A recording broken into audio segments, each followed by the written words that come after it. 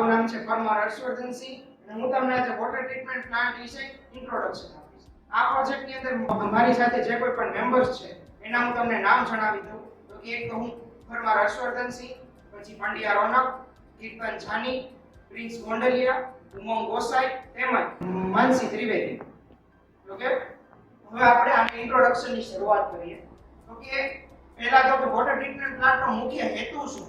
તો કે water treatment પ્લાન્ટનો મુખ્ય હેતુ એ કે આપણા ઘર સુધી જે પાણી આવે છે એને પીવાલાયક રાખવું, તેમજ આપણે ડે ટુ ડે યુઝેજ માટે એને સલામત રાખવું અને રોગચાળો અને એનું ના ફેલાય, તેમજ પાણીની અંદર કોઈ પ્રકારના હાનિકારક કોન્ટામિનેશન અને પોલ્યુશન ન રહે એનું ધ્યાન રાખવું.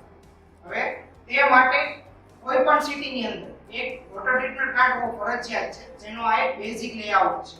આમાં જે પહેલો સ્ટેપ છે એ છે રો વોટર સોર્સ. આની અંદર પાણીને આપણે કોઈ પણ વોટર સોર્સમાંથી એનું ઇન્ટેક કરાવવામાં આવે છે અને ત્યારબાદ તેનું અલગ અલગ સ્ટેપ વાઇઝ એનું વોટર ટ્રીટમેન્ટ થાય છે. ત્યાર પછીનો જે સ્ટેપ આવે એ છે સ્ક્રીનિંગ.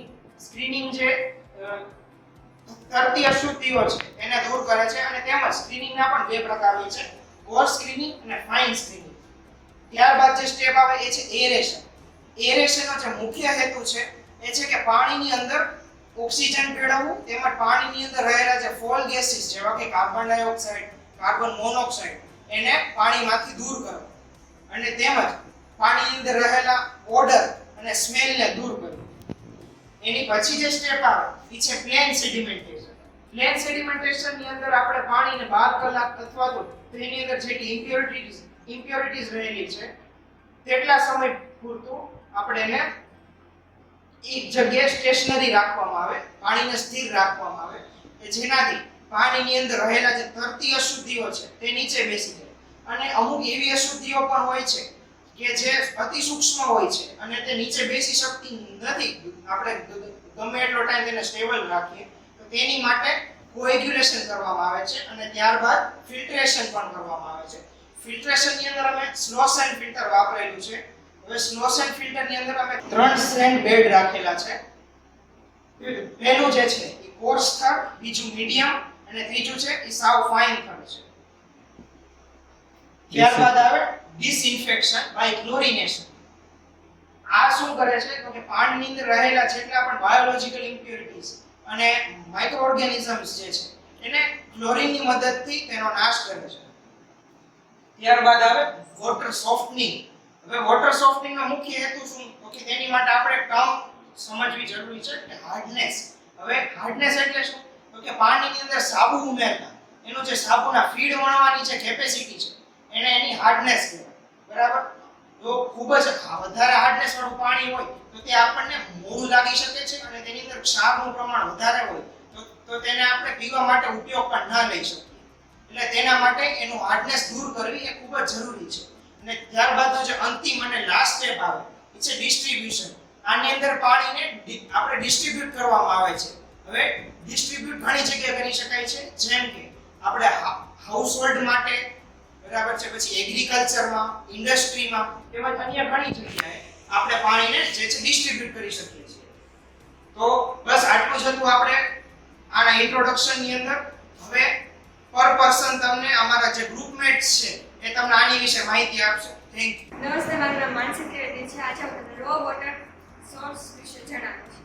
તેમાં ગ્રાઉન્ડ વોટર સોર્સ અને સરફેસ વોટર સોર્સમાંથી પાણી એકત્રિત કરવામાં આવે છે.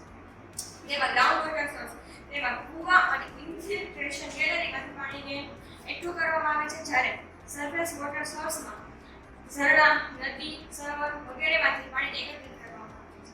હવે પાણીના વધારે શુદ્ધિકરણ માટે આગળના તબક્કામાં પાણીની સપ્લાય કરવામાં આવે છે. રો વોટર સોર્સમાં ગ્રેવિટી દ્વારા પાણીને એકઠું કરવામાં આવે છે અને બીજું પંપ દ્વારા પાણીને એકઠું કરવામાં આવે છે. નમસ્કાર મિત્રો, મારું નામ પ્રિન્સ ગોંડલિયા છે. હું તમને વોટર ટ્રીટમેન્ટ પ્લાન્ટ વિશે, સ્ક્રીનિંગ વિશે હું તમને સમજાવીશ. સૌપ્રથમ પહેલા આપણે પાણી રો વોટર સોર્સીસમાં આવતું હોય છે, ત્યારબાદ તેનું સ્ક્રીનિંગ કરવામાં આવતું હોય છે. સ્ક્રીનિંગમાં બે પ્રકાર આવતા હોય છે, કોર સ્ક્રીનિંગ અને ફાઇન સ્ક્રીનિંગ. કોર સ્ક્રીનિંગમાં જેવા કે પ્રાણીના મૃતદેહો, લાકડાના ટુકડાઓ, પ્લાસ્ટિક વગેરે જેવા કમ્પોનન્ટ હોય છે તે કોર સ્ક્રીનિંગમાં રોકાઈ જતા હોય છે.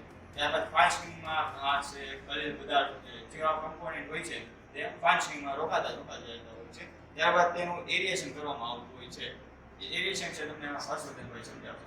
ધન્યવાદ.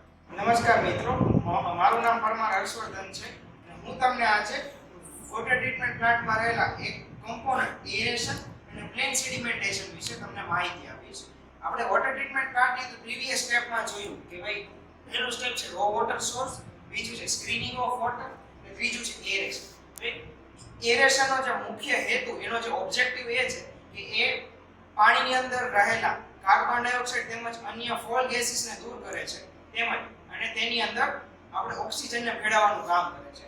આ સ્ટેપની અંદર આપણે કેસ્કેડ એરેશન પ્રકારનો જે આપણે એક એરેશન છે એ આપણે યુઝ કરેલું છે. ત્યારબાદ પંપ દ્વારા તેને આપણે એ પાણીને પ્લેન સેડિમેન્ટેશનની અંદર ટ્રાન્સફર કરીએ છીએ. પ્લેન સેડિમેન્ટેશનની અંદર તેને અમુક કલાક માટે ત્યાં સ્ટેબલ રાખવામાં આવે છે, જેના લીધે તેની અંદર રહેલા કોલોઇડલ મેટલ્સ તે નીચે બેસી જાય છે અને જે ફિઝિકલ લાર્જ સસ્પેન્ડેડ ફિઝિકલ ઇમ્પ્યોરિટીઝ જે છે તે દૂર થાય છે. અને જો તેમજ આની અંદર આપણે કોએગ્યુલેન્ટ ઉમેરવામાં આવે તો આ સ્ટેપને આપણે સેડિમેન્ટેશન વિથ કોએગ્યુલેશન કહી શકીએ છીએ. નમસ્તે મિત્રો, મારું નામ છે પંડ્યા રામ. હું આજે તમને ફિલ્ટ્રેશન વિશે જણાવીશ. તો અમારા પ્રોજેક્ટમાં અમે ફિલ્ટ્રેશનના પ્રકારમાં અમે સોર્સ એન્ડ ફિલ્ટર વાપરેલું છે. તો તેમાં બેઝિક રીતે 3 લેયર કરવામાં આવે છે. તેમાં પ્રથમ લેયર હોય છે કોર્સ લેયર, બીજું લેયર હોય છે તે મીડિયમ લેયર હોય છે, ત્રીજું હોય છે તે ફાઇન લેયર હોય છે.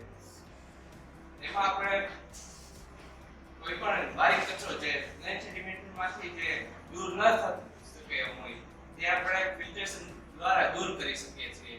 એમાં આપણે બારીક કચરો, બેક્ટેરિયા અમુક અંશે દૂર કરી શકીએ છીએ.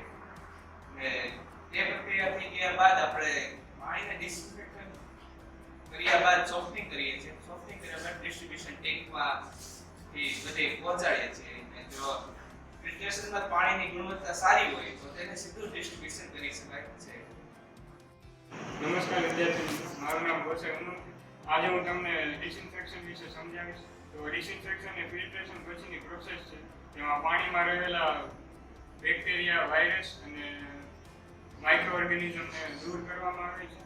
તો તે દૂર કરવા માટે તે પાણીના ટેન્કમાં ડિસઇન્ફેક્શન નાખવામાં આવે છે.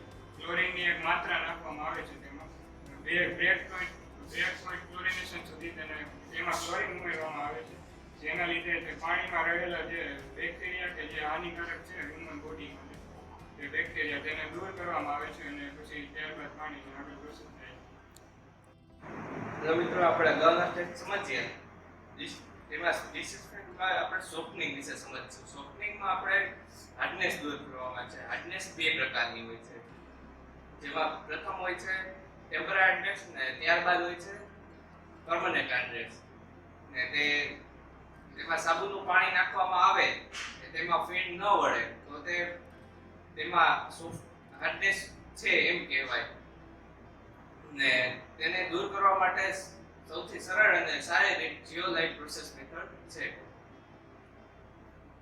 મિત્રો, મારું નામ કીર્તન જાની છે. આ તમારો ટોપિક છે ડિસ્ટ્રીબ્યુશન ટેન્ક. તમામ પ્રક્રિયા પૂર્ણ થયા બાદ આમાં પાણી શુદ્ધિકરણ થઈને જમા થાય છે. ત્યારબાદ શહેરોમાં, ઘરમાં, ઇન્ડસ્ટ્રીમાં, ખેતી માટે વગેરે જગ્યાએ પાણી સપ્લાય કરવામાં આવે છે. ત્યારબાદ આ પાણીનો ઉપયોગ એમાં 3 પ્રકાર હોય છે. પહેલો પ્રકાર ગુરુત્વાકર્ષણ, બીજો પ્રકાર પંપ દ્વારા અને ત્રીજો પ્રકાર કમ્બાઈન દ્વારા પાણીની